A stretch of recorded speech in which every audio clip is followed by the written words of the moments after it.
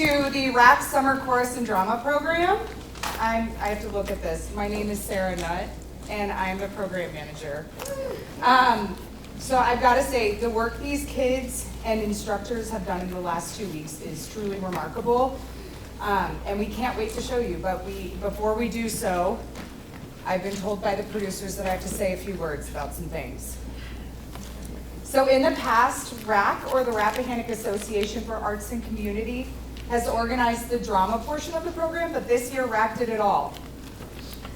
Yay, RAAC! Woo! I want to thank our awesome board members who support the arts in so many ways throughout our community, making this amazing opportunity happen. It takes so many passionate individuals working together, which brings me to our incredible instructors. Watching them with the kids was like sitting in and observing a master class. So thank you to our chorus directors, Brianna Leach and Keith Hudspeth, and thank you to our drama director, Lainey Vickers.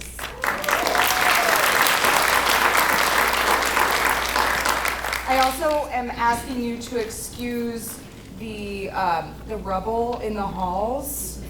If you know schools, which I assume most of us have been to schools before, then you probably know that the custodial staff does a ton of work in the summertime, has to clear out all the rooms, has to refinish the floors. So we're just so grateful for their support and for all the support from Rappahannock County Public Schools to make this happen, because it was a lot of support. Thank you.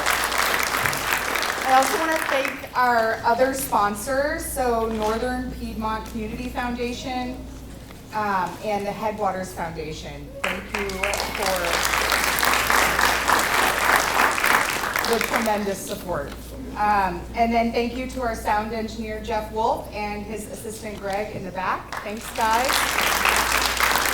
We're going to make sure you hear everybody. And last but certainly not least, thank you to these kids and these kids for all of their hard work, their positive attitudes, and for sharing their tremendous talent with us. Thank you to the families for your support and for all that you've done, and for all of you for showing up and supporting the kids and the arts in Rappahannock. So the last bit is the obligatory stuff I have to do is please observe the emergency exits. We have 2 in the back, and we've got 2 on the sides here. Okay, in the event of an emergency, that's how you'll get out of here. And please silence your cell phones if you've not done so. Any disruptions to the actors, the performers, it's no good. They've only had 2 weeks, and we want to give them all the support and not have any distractions.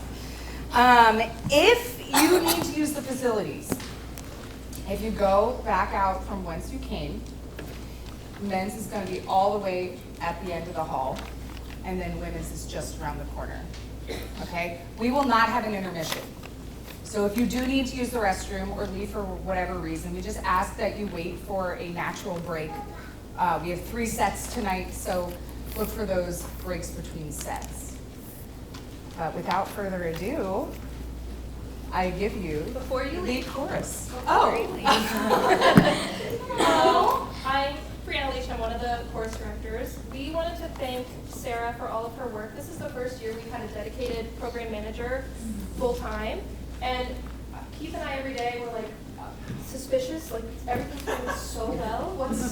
Also, you're a teacher, So Sarah's a teacher. She has been in theater and works in the arts. So having a like-minded fine arts person to help us and collaborate and just do all of the logistical tasks, but give us feedback, and your friendship and your help was just made this like the best summer yet of this program, and we are just so grateful.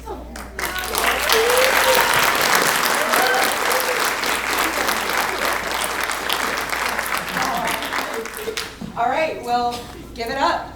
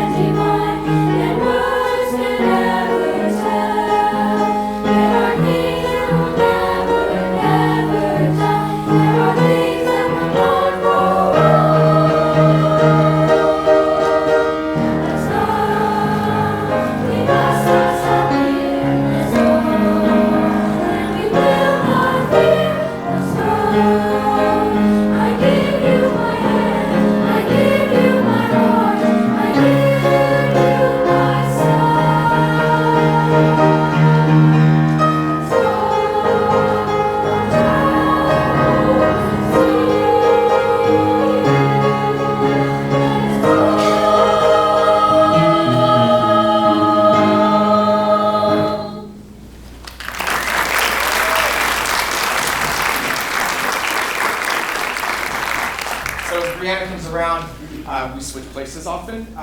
We choose music with the students once we arrive, and we have a travel theme, sort of. It came together, as it does every summer, very organically, where we came with a pile of music and tossed it out on the first day and saw what could work and what fit.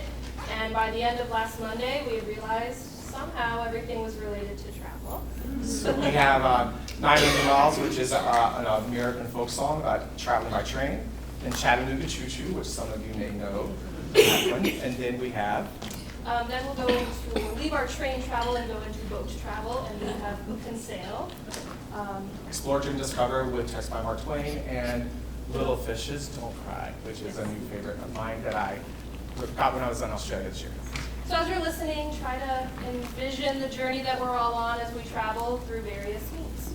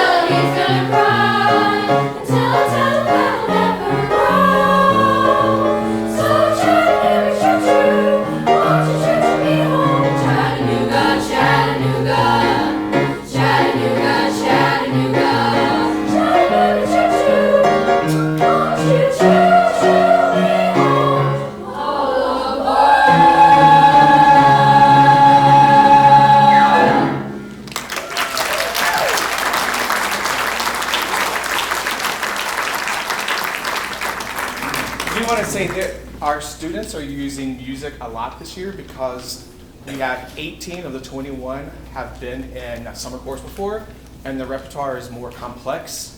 And the next piece you're going to hear, Explore, Dream, Discover, we really wanted to do last year, but we started working on it too late in the game for it to be successful, but we were able to bring it back.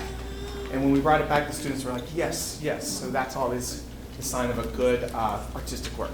So that is why we're using music, and we hope the bar keeps going higher and higher.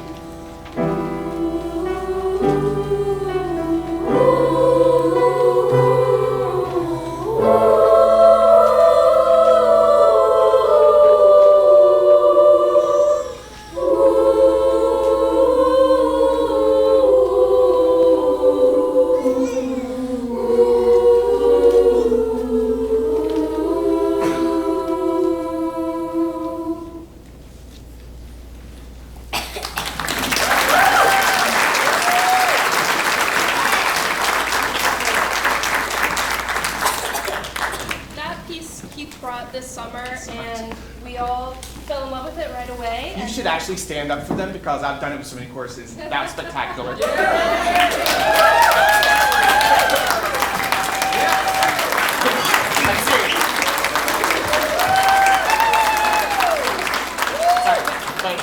Excuse. I haven't done it with so many courses. Wow. It's from Swedish language, correct? And Yes. we added in, as we went, every day it leveled up, we added in something new, and let's add another verse, and we added in the descant, and it just grew to be that amazing piece that we just heard. So just wanted to highlight that one.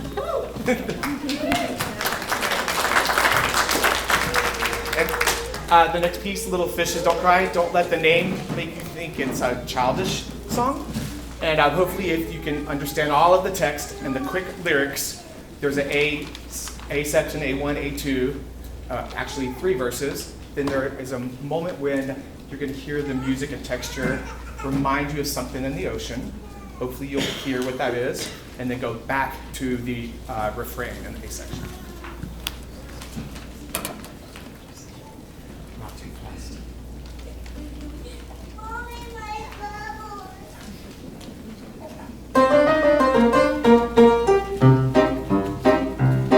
There's a song I sing to the one I love best. As I journey across the ocean till I gather west. Now the ship's underway and the weather is fine. We're reading to the sails as we're cutting through the brine. Hey ho, little fishes, don't cry. Little fishes, hey ho, don't cry. Hey ho, little fishes, don't cry. Little fishes, hey ho, don't cry. There are fish in the sea, I've no doubt about that. 'Cause I've heard it from the captain and her ginger cat. Little fish when he's caught struggles like a bull whale, ever thrashing in the water with his mighty tail. Hey ho, little fishes, don't cry. Little fishes, hey ho, don't cry. Hey ho, little fishes, don't cry. Little fishes, hey ho, don't cry. There's a wind on our tail and a storm ahead. Sailors batten down the hatches, every hand on deck. She's a mighty swell in a violent squall. If we want to tell the tale, better heave and haul. Hey ho, little fishes, don't cry. Little fishes, hey ho, don't cry. Hey ho, little fishes, don't cry. Little fishes, hey ho, don't cry.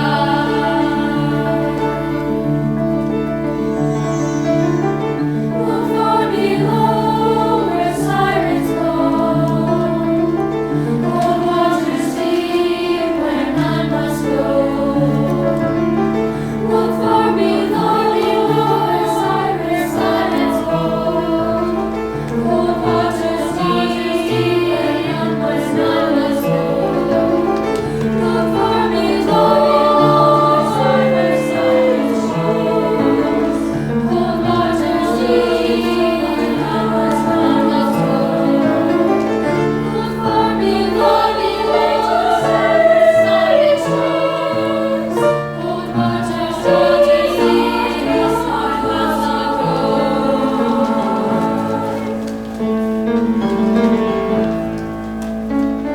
where none must go. You are asleep, and the ocean's at rest, and I'm singing this song to the one I love best. Hey ho, little fishes, don't cry. Little fishes, hey ho, don't cry. Hey ho, little fishes, don't cry. Little fishes, hey ho, don't cry. Hey ho, little fishes, don't cry. Little fishes, hey ho, don't cry. Hey ho, little fishes, don't cry. Little fishes, don't cry.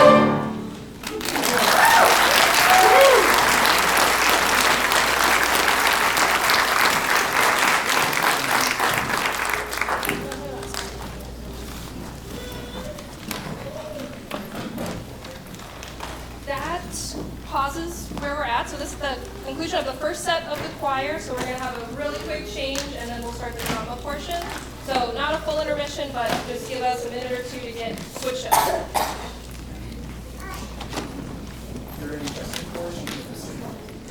Good evening. My name is Lainey Vickers, and I had the pleasure of directing this wonderful group you're about to see.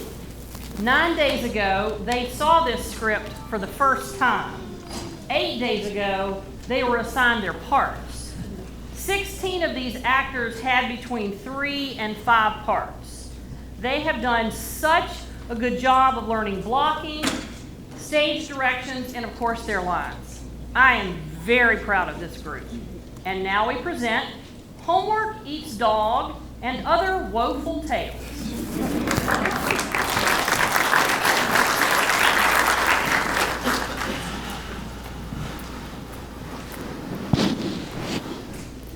Good morning. My name is Donna Kobe-Kianeski. Since I am now functioning in my official capacity as a high school science teacher, however, you may expunge my first name from your memory. I am Miss Kobe-Kianeski. Today is Friday, October 13th. Friday the 13th is also the day on which a very large, very difficult, very long-term, very potentially grade devastating assignment is due for my class. On Friday the 13th. Yes, I planned it that way. I'm not cruel, only slightly twisted. It is now 7:28 a.m. I'm expecting the first knock on my office door in the next 124 seconds. You see, I've been giving this assignment for the past 23 years and have come to expect a particular phenomenon that happens on this most weighty of mornings. I call it, affectionately, the hour of desperation. Not cruel, twisted. Before the first bell for school rings, I expect to have a plethora of students coming to me with myriad excuses on why they should have an extension on this monolithically important assignment. I look forward to the inventiveness of this hour, the creativity of this hour, and most of all, the sheer student desperation of this hour. Please be advised that though the student you're about to see will come with all manner of excuse, I have never ever in 23 years granted a single extension. Not one. Ah, whoever might that be, enter. Good morning, Ms. Kobe-Kianeski. Good morning, yes. It is a good morning, the morning of Friday the 13th. Right. Can I talk to you about my assignment? You mean the one due at the beginning of class in a mere 43 minutes? That one, yes. Talk away. I was wondering if I could could I bring a few of my class members in first? Different. Feel free. Okay, come on in, guys. You see, Ms. Kobe-Kianeski, to better explain what I have to, explain, I thought it would be helpful to have some of my members here, to give you better pictures of me. Ah, for purposes of illustration then, how inventive, how creative, how delightful. Good morning, illustrative students. Good morning, Miss Kobe-Kianeski. Now, Jane, that you have your gang here, your posse, what would you like? I really need an extension on the assignment. Do you? Yes, yes I do. And why do you need an extension on this heavily weighted long-term assignment? Well, because, you see, I never really understood the assignment. Never really understood it. Well, Jane, as far as excuses go, I didn't understand the assignment. Ranks very high in the survey I've taken over the past 23 years. It is actually number 4 on the list, with the exception of back in 1998, when for some reason it rose right to the top of the charts. Regardless, I have never granted an extension for that reason. Not once. But Ms. Kobe-Kianeski, this is different. Really? Yes, my lack of understanding runs very deep. Ma'am, I'm pretty much stupid. That's not an admission I hear every day. Continue. Yeah, everybody here will tell you that. Right, Zach? Jane is pretty dumb, Miss Kobe-Kianeski. I say that as her boyfriend. Really? The word moron doesn't even begin to capture him. Yeah, see? I must say I remain unconvinced, Jane. No, I really don't understand things. When I was a little kid, I didn't even understand how to play. Hey, Jane, catch. Don't you even know how to catch? Sure I do. Actually, no. Hold your hands up. No, not like that. Up and out. No, here. Put them down like this and just stand it like that, okay? Okay. And catch the ball when it comes to you, right? Right. Here goes. I throw it to her. Cut. Then I throw it to her. Caught it. Then I throw it to her. Caught it. Now, Jane, I throw it to you. Caught it! Jane. Did I do it? You see, Miss Kobe-Kianeski, I've never understood things. Fascinating. Yeah, I'm gonna be all over the playground not understanding things. Hi, can I play? Sure, jump in. Jump in what? Jump in and start jumping. Oh, okay. What are you doing? I'm jumping. What about the rope? Does it want to jump too? No, what? What? I think those kids over there want you to play with them. Yeah.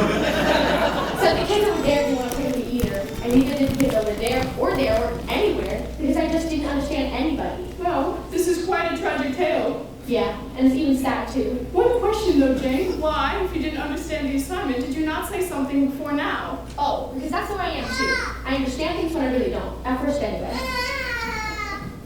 Jane, don't you understand combing your cat's hair with a blowtorch is a bad thing? Yes. No.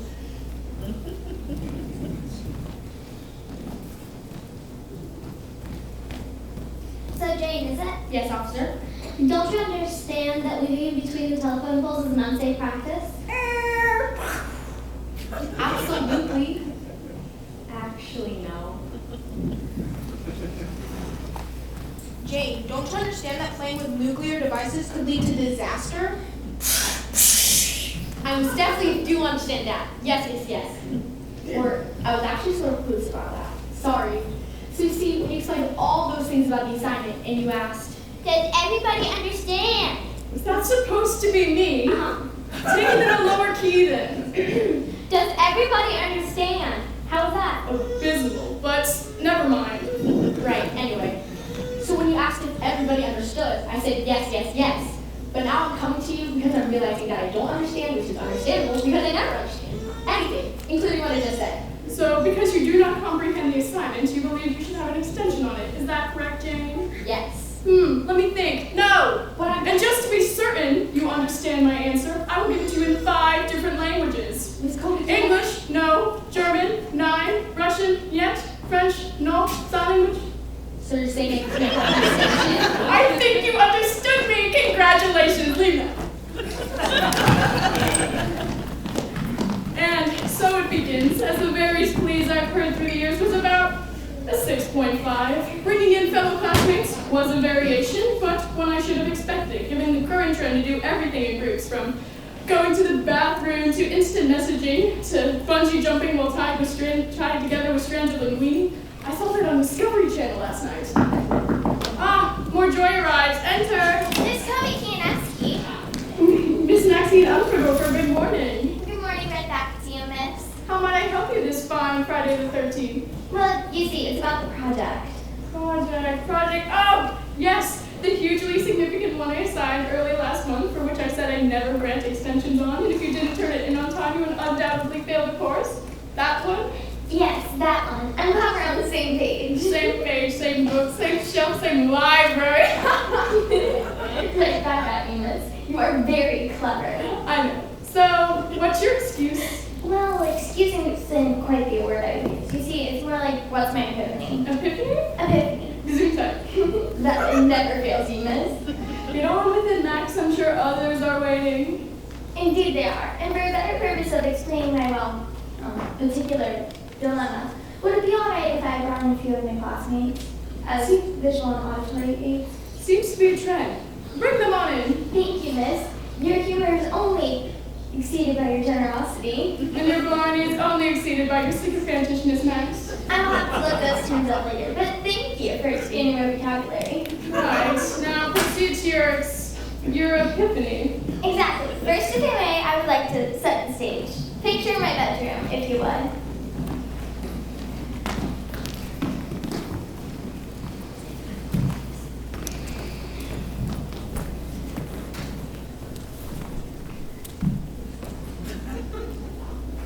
My walls, Sturdy, straight, dependable. my bed, Soft, warm, welcoming. my desk, Hard. the chair at my desk. Well, what? I'm a chair. Chairs are mute. Everybody knows that. Alright, so, that's my bedroom. And here I am in it, just as I was last night. In fact, surrounded by these very walls. Stupendous walls. Sitting in this very chair, no comment, in front of this very desk. Hard. I'm trying to make it for free, Miss Kobe Kianeski. You don't say. I do say indeed. In fact, I was almost finished with it, but my bed caught my attention. Hey, Max, nap time. I I thought, hey, why not? Just a bit of shut-eye so I can be refreshed and ready to put the finishing touches on the old Kobe Kianeski project. The old what? The old Miss Kobe Kianeski project. Uh-huh. Fascinating. You do, I assume, have a point, Miss Umfordorfer? Of course I have a point. I've never been pointless in my life. But why start now with this much at stake? So get to it. Too much. The point. Yes. As you can see, I was just settling down in my warm and welcoming bed. Hiya, Maxie Waxy. Hey guys. I was just getting into the early stages of REM sleep when suddenly,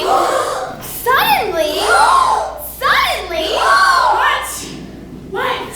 gotta have your attention, miss. I had a vision. Miss Kobe Kianeski, I was certain I was no longer dreaming. I had a vision. I had a vision of an angel in my room. She floated through my windows, and the light shone so brightly and so perfectly through her wings.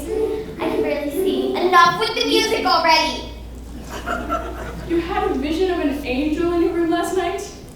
Yes, I did. Not only that, it spoke to me. It said my name. Max, The long version. Maxine.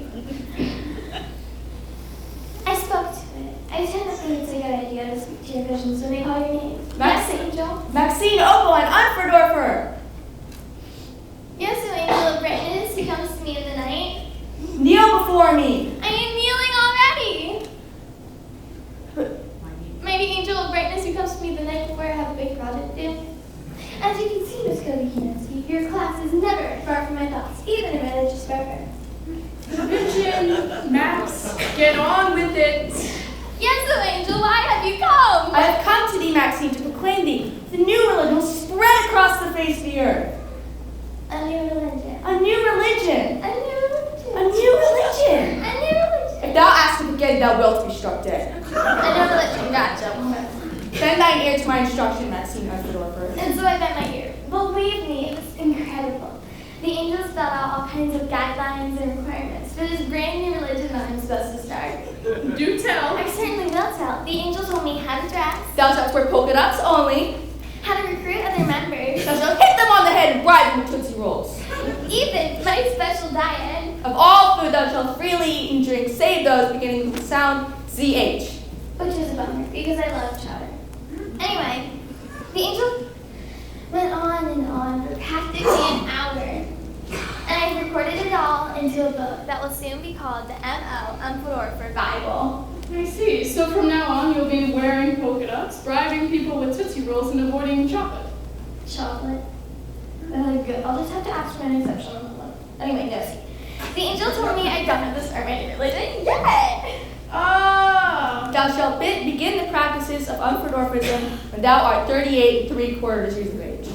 Well, Max, while this has been incredibly amusing and enlightening, I really don't see how any of it- Except, you see, that except, Miss Kobe Kianeski, that except has me here today, bearing on this very conversation all of the practices of Umfordorfism that I am going to start. Except, Get on with it! Except from this moment forward, all Fridays along the 13th day of the month shall be considered holy days, upon which Maxine Unfordorfer shall submit no work, upon a pain of death and endless torment. I see. I knew it. I knew you would see, Miss Kobe Kianeski. I knew having seen the epiphany I've so recently epiphanized, you would see my point. So all of this has been to say that you, Max, need an extension on your project because turning it in today would be against your religion. Death and endless torment. That's what I'd be looking at, Miss Kobe Kianeski. Well, Miss Umfordorfer, I have a private religion as well. Did an angel appear to you too? Yes, in the form of 23 years of teaching experience. Do you know what endless torment is in my religion, Max? No, indeed. Endless torment is late work, which I will never accept. Endless torment is granting extensions, which I will never do. So, I guess it's your eternal damnation versus mine, Max. Really? What if I told you that the angel authorized me to pay you 1/2 of all of the religious donations that I will eventually collect? Out, Max, you and your whole congregation. Darn it all to heck! Here, curiouser and curiouser. Wonderful entertainment, isn't it? I can't do my assignment because it's against my religion. That one I've heard at least every other year. Actually, it was in the top 10 in 2001. But this, an angel appeared to me and dictated the tenets of Unfordorfism, which I must start at the age of 38 and a half. 3/4. 3/4. That is innovative, fascinating, and clearly the product of a deep and abiding sense of sheer desperation. Oh, just have to let it out sometimes. I have to tell you, this is my Christmas. Oh, another gift on the way. Make your entrance. Hi, Mrs. Kobe Kianeski. Can I come in? Did I not just say, make your entrance? Yeah, you did. Can I come in? Yes, Diane, come in. Thank you. Hi. Hello. Hi. Enough. Hi. Diane, why are you here? I'm here, Miss Kobe Kianeski, about the big project. I need an extension because I forgot. You forgot. Yes. That's it. You forgot. Uh-huh. Hi. Diane, over the past 23 years, the excuse "I forgot" has been presented to me 367 times. I could have a student come in every morning with the excuse "I forgot." Every morning, including weekends, holiday breaks, and summer vacation. I could have a student come in once every day with the excuse "I forgot" and still not reach that total. Do you understand? Uh-huh. So you come in here with this most cliche of all cliche excuses and you simply present it with no embellishment whatsoever? Uh-huh. I am deeply disappointed. You want an extension on your project because you forgot. The answer is... That is correct. No, if you would... No, I mean not no, like your no, that I can't have an extension. My no is for no, I didn't forget the project. My forgetting is much deeper than that.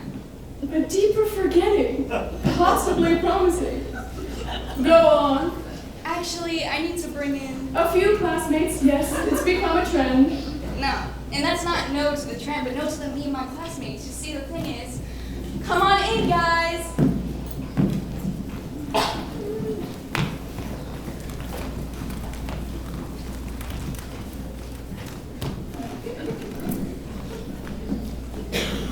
These are all my identical twins. Hi! Or not identical twins, but identical decatuplets? Hi! Now say that again, thou wilt be struck dead. You can see the family resemblance. You're claiming that every one of these people is your... Twin? Yes. They look nothing like you. Not true. See? Look. Nose, nose, eyes. 2 on me, 2 on her. You see that? I have teeth, smile big. She has teeth. I have a right elbow, and she has a right elbow on the same side of her body. Collarbone, collar. Diane! I understand your point. But it's true. For everybody here, we all match. According to that logic, I am your twin, Diane. Oh, now I would have to look that up, Mrs. Kobe Kianeski. What about him? He's a boy. How can he be your identical twin? Shh. She's going through a phase. Look. Wrong hair color, wrong eye color, wrong height. I've talked to them about wearing heels. I'm having a hard time deciding if this one is interesting or just exasperating. Fine. For the sake of argument, let's say that all of you are indeed identical twins. Oh, they are. You really see it when we do this. True. Or even better when you look at us from the side when we do this. Amazing, isn't it? Or check this out. Accepted, done, established. You are all identical twins. No more proof, please. Okay. And you know what else, Mrs. Kobe Kianeski? Want to know what else? Want to know what else? Diane! Yes! Why did they do that? Because that's the what else I was going to talk about. Not only are we all identical, we all have the same name. My parents decided that would be the easiest way to deal with the situation. Because you know how it is when you have a lot of kids, and you're trying to call just one of them, you go, Jaw, Stu, Peter, Paul, Mary, Sputin, whichever one it is, get in here! yeah, like that. Only my parents avoid all of that because they just go, Diane! Yeah, Mom! isn't that handy? Yes, handy, mildly interesting, but completely absurd. Diane? Yes! You! Diane? Just you! Now, when you came in here, you claimed you needed an extension on your project because you forgot. Right. And then you brought in your large gaggle of siblings. Me and my sibs. What do they have to do with your forgetting? All right. Thank you for reminding me. See, the thing is, I don't know if I'm the Diane who came into your classroom and received the project. I mean, maybe it wasn't even me.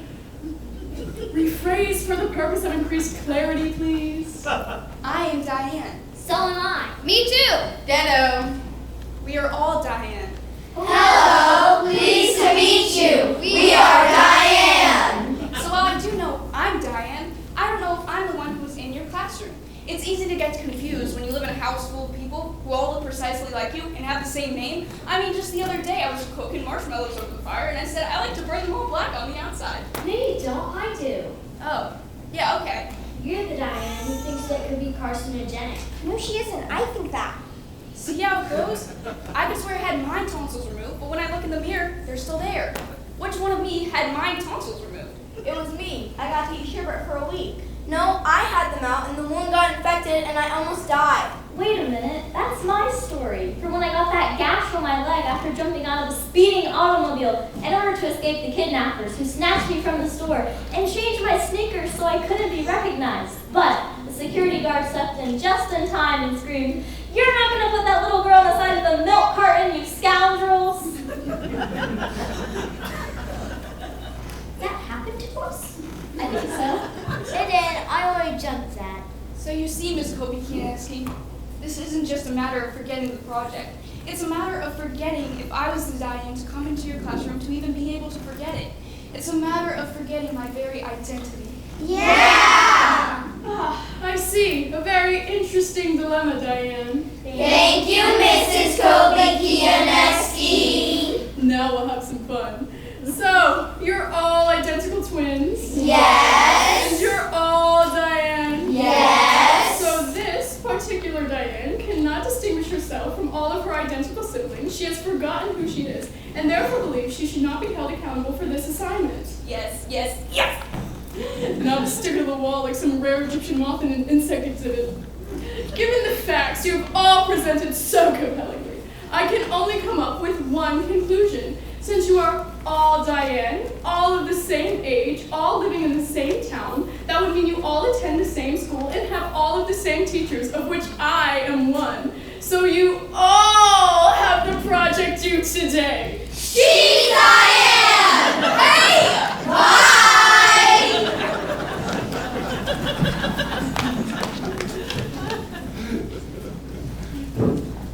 Yes. I... Go on.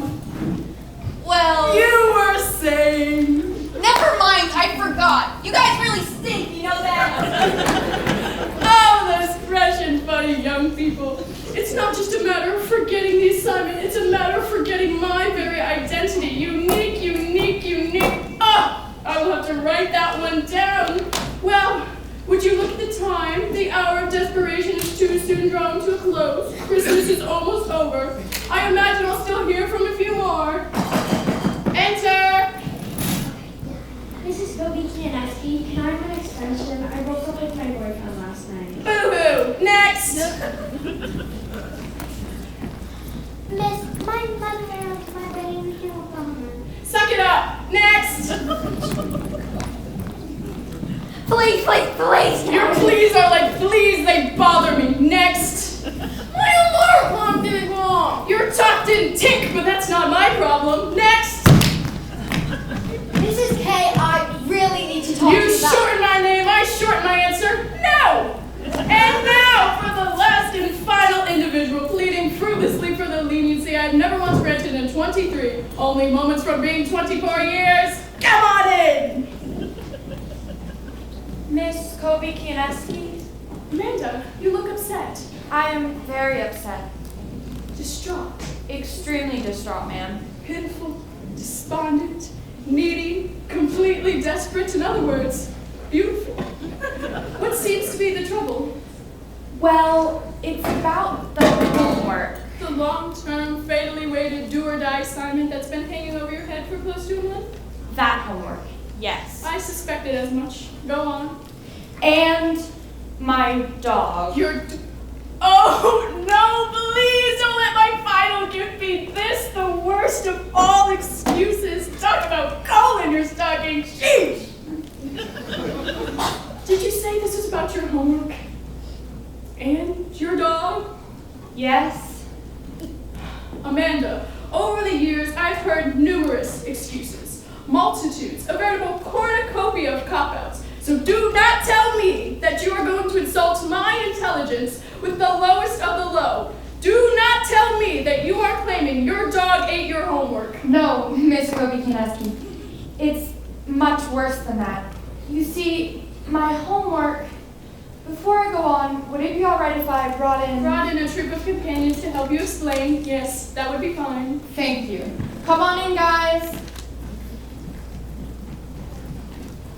You see, I've had an extremely rough night. That's too bad. For me, it was like the night before Christmas, except it was actually the night before Friday the 13th. Okay, but it was bad for me because Maybe you should give it some background information, Amanda. Yeah, take it slow. Thanks. You may not know this, Miss Kobe-Kineski, but I have a deep and abiding love for science, just like you. Buttering me up. Very old tactic, but occasionally effective. Proceed. I once even composed a brief song in honor of science. All the world should be deep in love with science. Studying, studying, studying, studying from DNA to fire ants. Touching. Yes, you should hear it in a round. But, Miss Kobe-Kineski, I must also confess to another great love. For my dog, Copernicus. Copernicus, Copernicus, you've always been a lovely mutt. Copernicus, Copernicus, you're loyal from your nose to your butt. Would make a stunning opera, I'm thinking. Regardless, Amanda, does all of this have a point? Yes, of course. You see, the point is that Copernicus, my dog, was... It's not time yet. Keep working through it. Slowly, slowly. You'll know when it's right. Thanks. Okay. Because of my aforementioned profound affection for science, I began an experiment in genetic engineering months ago. As my subjects, I used laboratory mice. The white ones with the pink eyes. Of course. I must admit, she really has my attention now. Speak more. I worked with 17 mice, all derived from essentially the same gene pool. I observed them carefully for over a month, taking note of slight behavioral differences. Number 15, for instance, had a propensity for nibbling on the left side of its mouth. Number 3 had a slight limp, perhaps an indication of a birth defect. And the vocalization of mouse number 10, while rare, was quite unique, higher and more shrill than the others. Squeak, squeak! Eventually, I learned the personal quirks of every individual mouse before I proceeded to the next phase of my experiment. And you documented these idiosyncrasies, I assume? Of course, I published my findings daily on my mouse weblog, my blogma. Commendable. Copernicus, of course, my dog, was fascinated as well by the mice, though not for scientific reasons, I'm afraid. He, being a dog, thought of them as potential playthings. No! Puppy, don't bark at them! Eventually, I had to banish him from my room. Out! Puppy, out! This was very difficult for me, as it seemed that I was prioritizing one love over another. But I always felt that once my experiment was over, I would be able to make it up to Copernicus. That is, until I can't even think about it. Squeak, squeak, squeak, squeak, squeak, squeak. Squeak, squeak, squeak, squeaky. Yes, you're right. I'll do it for him, for Copernicus. My goal was to observe how various genetically altered foods might have an effect on the laboratory mice. I carefully researched various items from the supermarket shelves and combined them to enhance what I hypothesized might be observable variations in mouse behavior. After feeding the mice a combination, I have to admit that my experimentation became so engrossing that I thought about virtually nothing else. Nourishment. Amanda, supper's ready. Later. Rest. Amanda, it's 2 o'clock in the morning. Go to bed. Soon. Social functions. Amanda, phone's for you. I think it's that boy you had a crush on since 2nd grade. Tell him I've become a nun. Even personal safety. Amanda, a tornado has destroyed 6 houses on our block and is heading right for us. It's fine. We're not in Kansas.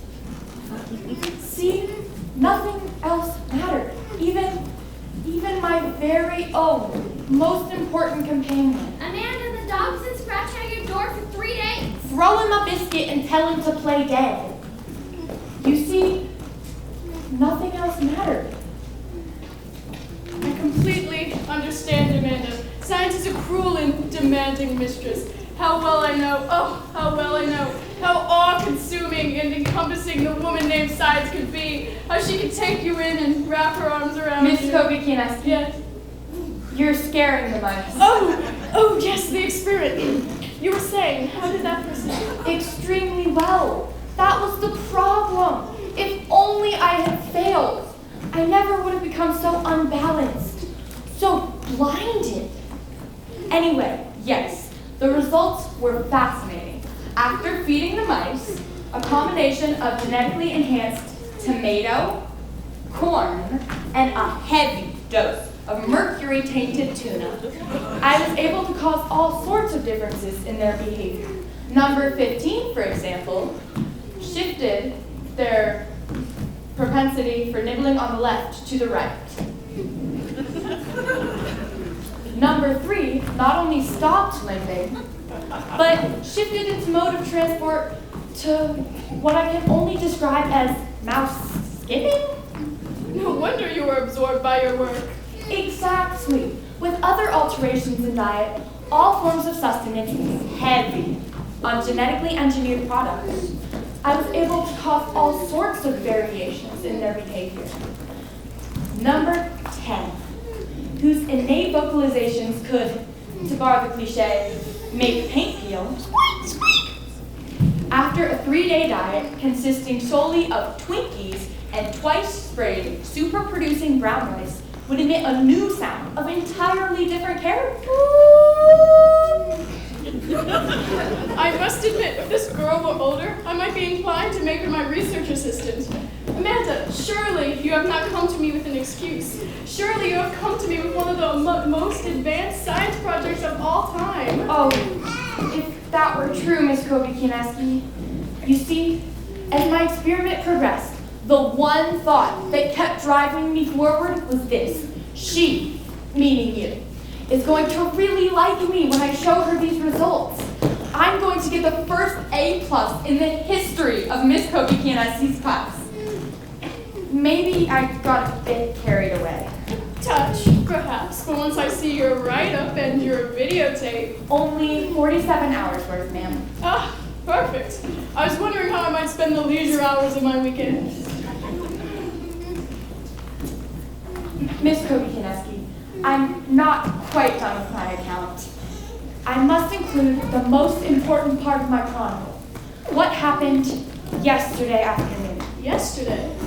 Yes, the penultimate day before my project for you was due. I made 2 fateful mistakes. 2 fateful and fatal mistakes. Yes? You see, yesterday I... Squeak, squeak, squeak, squeak, squeak. Oh, for crying out loud! Stop the mouse puck, I'm a human being. Be strong, Amanda. You can do this. It's time. Now is the moment of courage. We're with you, backing you up, right over there, as mice.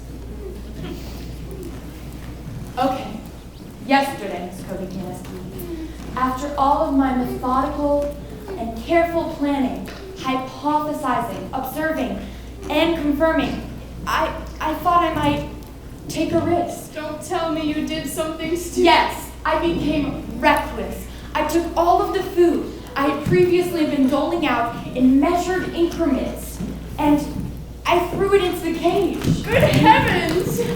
Yes, I know. It was a moment of insanity.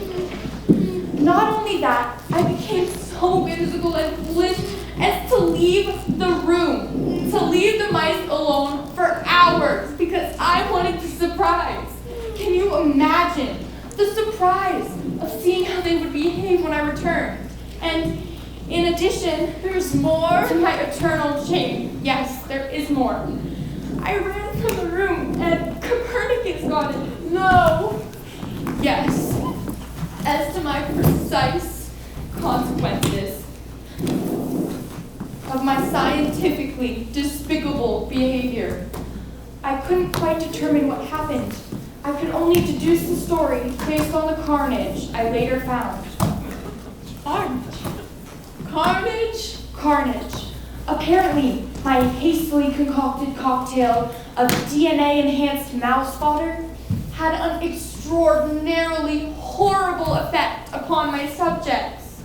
In the brief time I left them, they morphed from innocuous white laboratory animals into the mammalian equivalent of giant, muscular, voracious piranha. And somehow, in his canine enthusiasm, Copernicus must have latched the door behind him. Can you imagine his horror, his terror at being trapped in that room with these hulking, hungry, Schwarzenegger-like mice? Can you imagine it? Sorry. Surely the mice did not escape, Amanda. Surely their cage was adequate to contain them. To contain 17 average, might I add, cute and cuddly white mice with attractive pink eyes. Surely it was adequate for that. But it was not adequate to contain 17 genetically mutated laboratory monsters. They did escape. And with their food supply exhausted, and their sense of smell enhanced, and a bloodlust coursing through their bodies, these monsters, they focused on Copernicus. No! Good heavens! Good heavens indeed. And there's more. Apparently, the dose of food I administered to them and the sudden violent feeding frenzy, it overloaded their systems and they all died. Well, so now you can see, Miss Kobe-Kianeski, why I had such a terrible night last night. After witnessing that awful scene of death, disappointment, heartache, and destruction, I couldn't stop cromiting. Cromiting? Crying and vomiting simultaneously. Not pleasant. I should say not. So now you see, Miss Kobe-Kianeski, why I came to you this morning. I have the hope that you, as a fellow avid scientist, can extend me that once in a 23-year exemption to your no excuses policy. I need an extension, Miss Kobe-Kianeski, because, in fact, my homework ate my dog. Well, this is by far the most interesting case I've encountered in a long, long time. I must proceed with caution. Amanda, I find your story compelling. Thank you, ma'am. Touching. Bless you, ma'am. Imaginative. I thank you again, though by imaginative, And quite clever. Your homework ate your dog. I didn't make it up, I promise. However, in the grand scheme of things, I find myself weighing this question. Should I reward the individual who is compelling, touching, imaginative, and clever, and the reasons why she is not prepared? But, Miss Kobe-Kianeski, I am prepared. Should I reward the individual who may exhibit none of those qualities, but is simply prepared? I weigh and I weigh and I weigh again, and in the end, I I must favor the prepared. Miss Kobe-Kineski, I implore you. You implore me and I implore you. Explore the door. The answer is no. Oh, can you see it? Can you see how this day out of all other days in the school year brings me such joy? Another hour of desperation, chock full of wonderful excuses and dire pleadings for mercy, has come and gone, and I, Donna Kobe-Kineski, have withstood them all and held intact my record. 24 years of not granting a single solitary exception. I rule. What's this? Time is up. Enter. Amanda, I thought I made myself Miss clear. Kobe-Kineski, just to show you how much I respect you and do not hold a grudge, I have brought you a donation for science. Really? How noble and thoughtful of you. Just set it down there. Go ahead, guys. We'll be going now. See you in class, ma'am. Yes, you will. Did I not say this was Christmas? No ticking? A good sign? Oh my, what a stirring and yet disturbingly fascinating how the bones have been stripped clean and gnawed as if by rodents. And the strands of still attached flesh. And could it be the collar still around its neck with the name Copernicus? So poignant, so disgusting, so...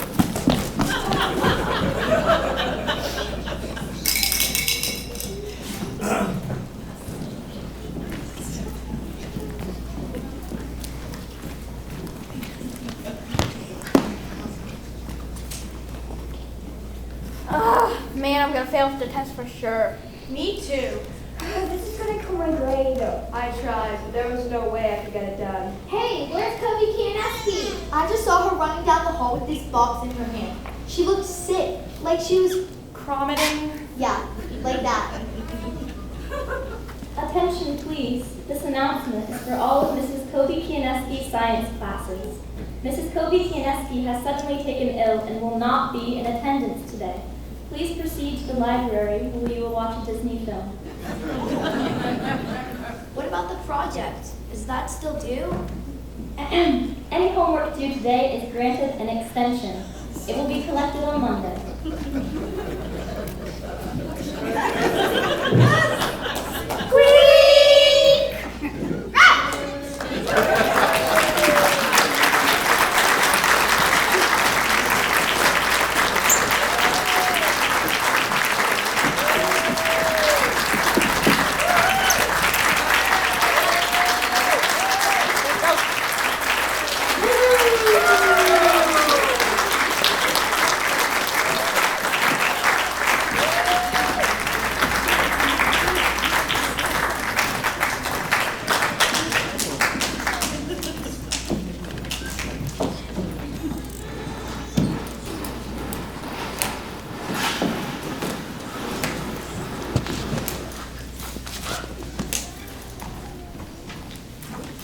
Welcome back to our second set of choir.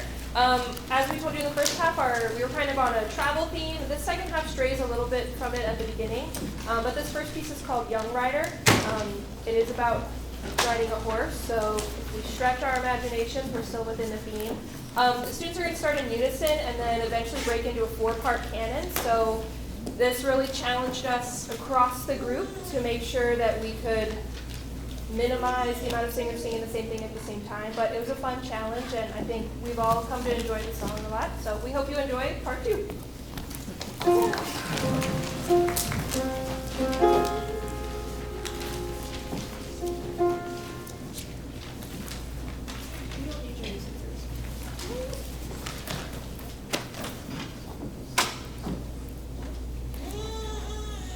Young rider, apple cheeked one, come with her riding. On your seat so proud and prancing, come with her riding. No matter where I ride, Slavic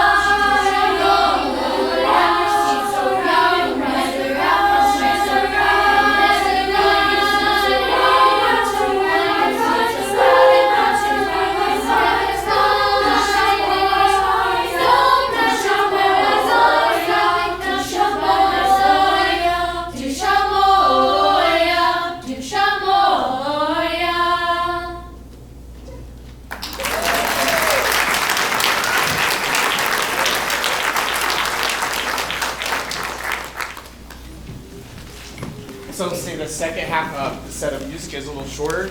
So if you can wait to go use the restroom or get water, we will be done shortly. So I just want to let you know that.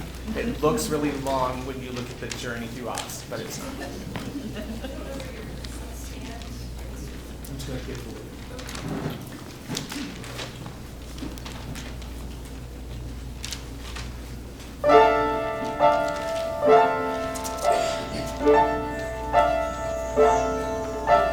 Music is in all growing things, and underneath the silky wings of smallest insects can return a pulse of air that must be heard. Music is in all growing things.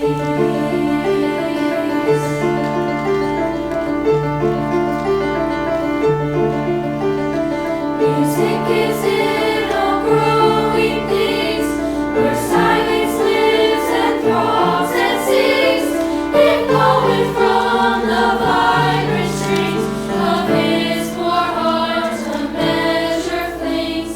Music is in all growing things.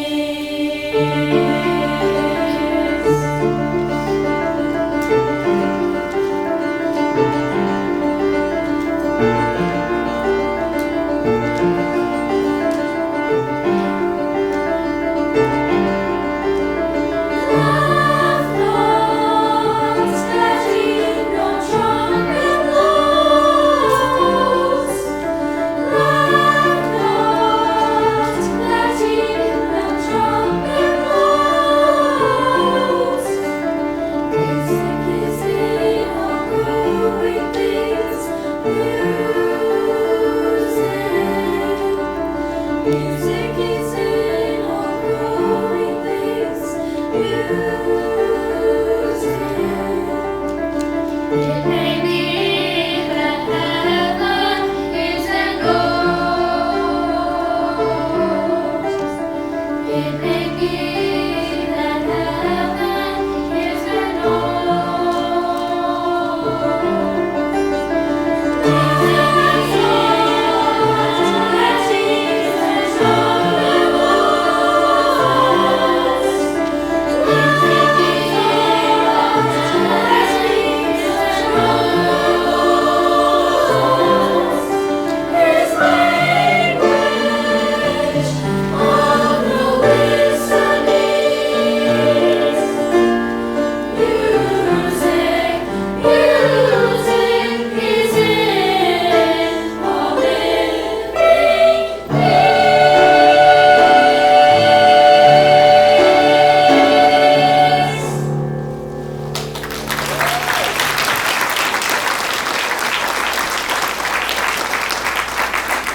Now, certainly, since they all sing so well, that means the family sing it very well.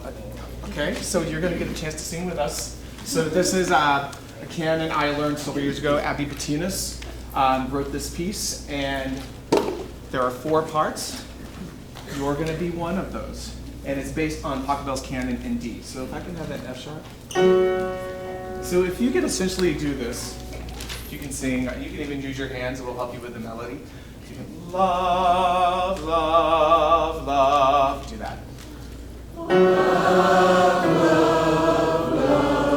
Now, I'm going to go love, love, love. That's essentially all you have to do, but you're going to add a little all we need is. So it's this. And you just start to join us when you have it. So we're going to sing theme 3 over and over again. 1, 2, and go. Love, love, love. All we need is love. All we need is love, love. So join if you can, please. All we need is love, love, love. All we need is love. Sing really confident and loud because they're going to stop singing just then. All we need is love, love, love. All we need is love. Okay, sing out nice and loud because they're going to do something else. Keep going.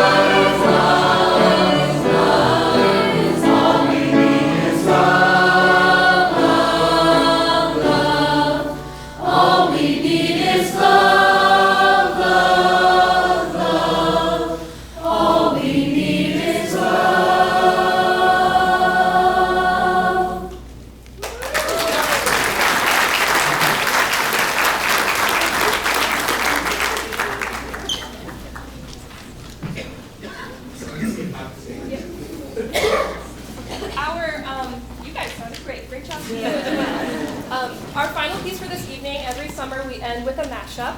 And what was fun about our mashup this year is that Keith and I actually arranged this together, which was a challenging, fun puzzle. But we had thought about doing just a Wicked medley because Wicked is huge, a great movie, it's really in right now. And as we worked on that last week, I brought up, well, what about if we combined it with The Wizard of Oz? And then Keith countered with, and The Wiz. So then we thought about our travel theme and thought, what if we take all three of those musicals, make it into a mashup, and put the songs in order that we're traveling on a journey through Oz. We were really big on the travel theme. So we're really excited about this mashup. It says in your program it features pieces from Wicked, The Wizard of Oz, and The Wiz. And traditionally we always feature soloists on this one, so throughout the piece you'll see almost everybody coming up with the solo. Is that everything about That's the mashup? it. Yes. I'm sitting so that they can come and sing solos. Yeah. So please enjoy Journey Through Oz.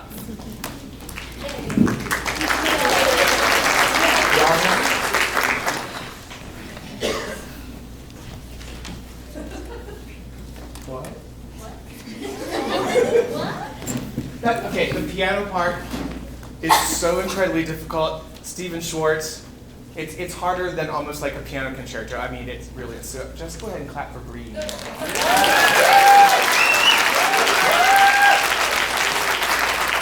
Because if you notice, I usually play the mashup, but I'm not this year.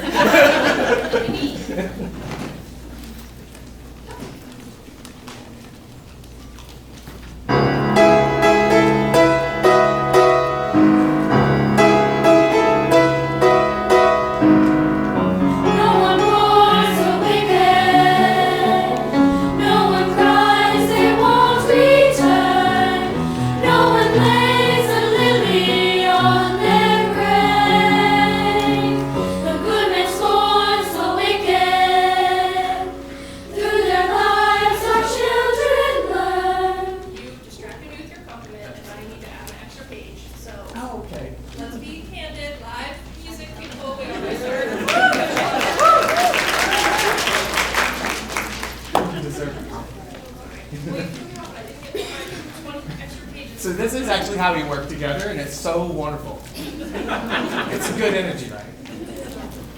I was worked so hard, I have about 6 pages across, and I didn't get myself ready, but I'm ready now. Okay.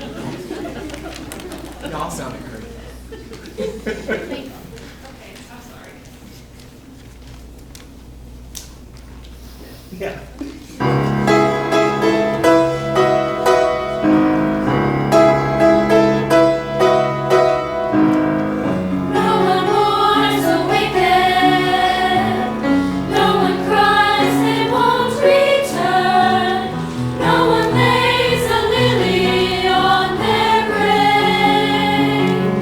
Goodness, Lord.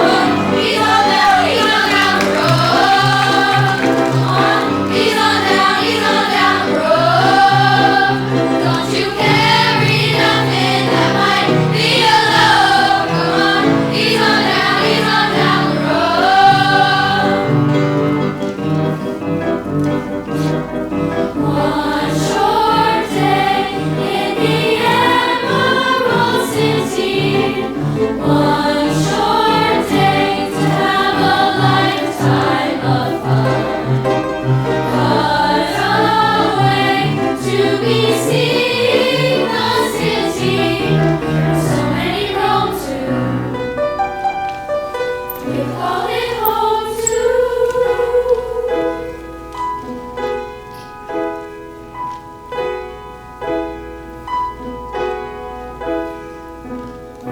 think of home, think of a place where love was flowing. Shows home.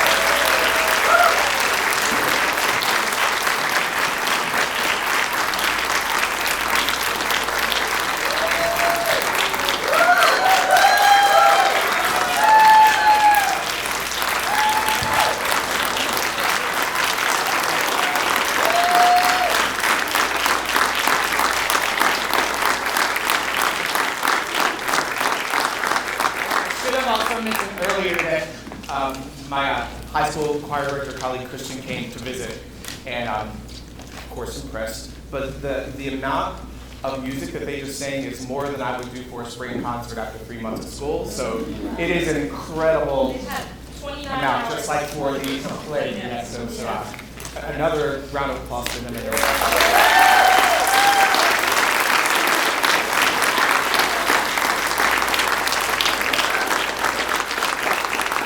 I know there's a reception, but they probably need to get their mics. Yes. And some of us might have to use the bathroom. Okay, so yeah, kids, why don't you come down? The reception will be here. And we'll do house lights. See you outside. And then you all can join us out.